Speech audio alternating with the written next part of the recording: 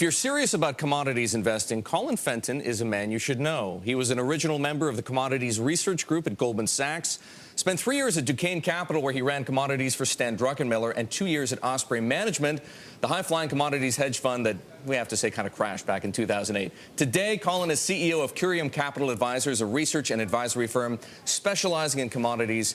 He's here with us today. Colin, very good to have you. Let's talk a bit for a moment about the kinds of clients you advise and what they want to know. Mainly hedge funds, correct? That's correct. They're mainly institutional investors, and they come to us asking if we're bullish on oil, which investment should we be in, which asset class? And what do you tell them?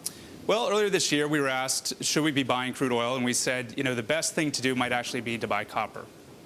And that was a pretty smart bet. I actually went and looked at the futures, or at least the trading that's taken place over the course of the year. And at least if you were in spot, right, 124%, 125% for copper. Everybody talks about oil up 74%, but copper has beat it out by 50,000 basis points? Yeah, exactly. 5,000 basis. You know, when you're investing in commodities, you can't just look at the spot price. You have to look at the structure of the futures prices. And people tend to type in CL1 on their Bloomberg and get the notion that the spot price is up 100%. But really what you have to keep in mind is that you're buying a specific futures contract. And if you do that, you have a different risk profile. It's a little bit weird, though, to think, or it seems counterintuitive, because when we talk about copper, it's usually a bet on the overall economic recovery. There's tons of opinions out there about whether or not this is actually happening. And I mean, I always read about copper as a housing-related play, which is obviously still suffering. Well, it's important to keep in mind that was true. And looking forward now, China is having just a bigger and bigger footprint. And our sense is people are tired of hearing the stories if everybody in China bought an air conditioner, XYZ would happen. But the fact remains that this is in fact happening. The stimulus in China has been far greater than in the United States, and in many respects has been more successful. And so as you're investing in commodities, it's important to weigh the risks and the rewards more properly.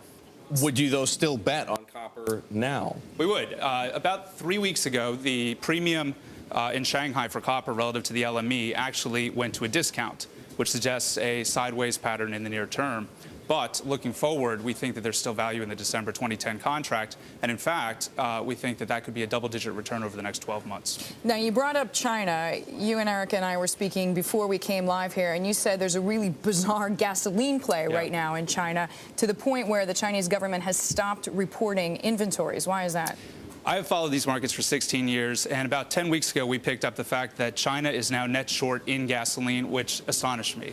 In fact, that is a somewhat controversial statement to make in the market, but we are very confident that it's true. And about 2 months ago, the Chinese participation in the IEA's inventory statistic gathering halted. And so we see here some circling of the wagons. So basically there's not enough gasoline right now in China, and what about their own refineries? They can't produce it, or what's the story? To be clear, there is enough, and it's still a very modest deficit, but it's the first sign that the aircraft carrier is moving in a very certain direction. And it's going to be very hard to get those gasoline supply-demand balances to get back to a surplus unless there's massive investment over and over and over again. And when we look at the marginal inventory that's going to feed into this balance, it's in Singapore. And just to give you two numbers, the inventories in Singapore are about 10 to 15 million barrels total inventory, and the demand in China is about 1.8 million barrels per day in a market that's 85 million barrels. It's just an enormous number. So what's the best way to capitalize on energy prices and energy demand if you believe they're headed higher? We have a framework that we call the Sunlight Derby, where we essentially look at about 4,000 potential investments, and we ask the question, what is the best risk-adjusted exposure to commodities, specifically oil?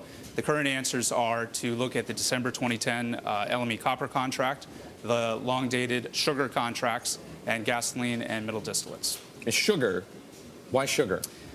Again, here's a somewhat controversial point, because most investors are looking at it in kind of an equity framework, a spot price move that's already moved quite dramatically. But if you look at sugar in real terms, the peak was actually at about $2.40, and today it's in the low 20s. And we like to say that, you know, as people look at gold, you mentioned it in your prior segment, our favorite inflation indicator is sugar, because it's given for free everywhere in the world.